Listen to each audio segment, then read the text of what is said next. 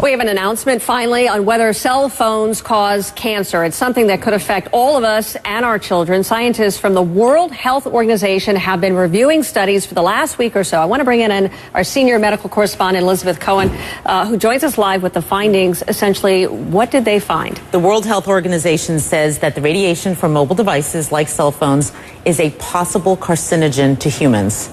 This is a very big deal because you and I have done segments about this before. Sure. It has gone back and forth. And this is really the first time that a large group, and it doesn't get any more sort of prestigious in many ways than the WHO, to say that it's a possible carcinogen.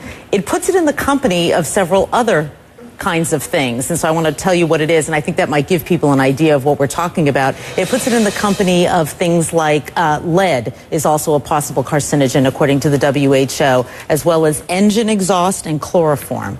So that sort of gives you an idea of the kind of risk that we're talking about so here. I can't help but ask, I mean, should we be alarmed? Should we be freaking out over this information? You know what? I really hope that people who are listening to me are not freaked out. For two reasons. One, they won't do the right thing, and we'll talk about what the right thing is in a minute. And two, they'll panic, and that's kind of silly because all these years we've been on cell phones and holding them to our heads, which is right, exactly. What we're talking about as being bad. That's done. You can't do anything about that. And if you're on the phone right now, you don't need to drop it. You know, it's not that kind of a carcinogen. It's a kind of a carcinogen, or allegedly, possibly, that would build up over time. One phone call, doctors tell me, is not going to give you cancer. So what should we be doing? With this new information, what on earth should we be doing now? We are so lucky that there is something that we can do, because a lot of medical problems we can't, but we're lucky that there is something, and I am holding it in my hands right now. You use a device to keep that phone away from your head. Okay, I'm going to make it very simple. This is what experts that I talk to don't want you to do. This radiation is very close to your head. The minute that you put one of these in, you can hold the phone at a distance. At this distance, that radiation is dissipating. It's not going to affect you very much, if at all. Hold it away from your head, which means using a wired piece like this or a Bluetooth, or put it on speakerphone.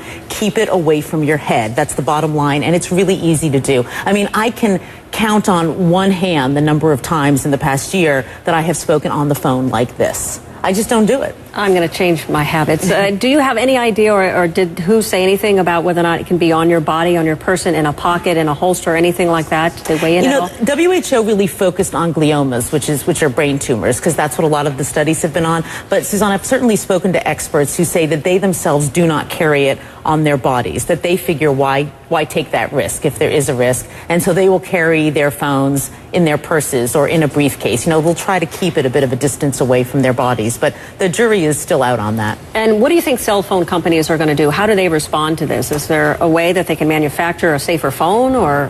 Right, we're seeking a response from the CTIA, which is the industry group, and I think what could happen is that people like the FCC, or other groups like that in other countries might say, this is important what the WHO is saying, and so maybe we ought to tell cell phone companies to make phones with lower radiation.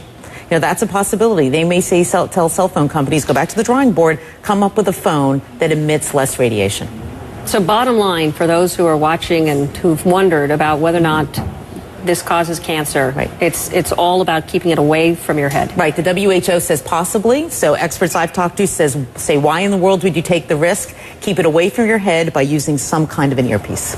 All right, Elizabeth, thank you so much. Thanks. It's something a lot of people have been asking and wondering, and clearly we have something that is rather conclusive from a very prestigious organization. It is a big deal. It is. It is. All right. Thank you, Elizabeth. Thanks.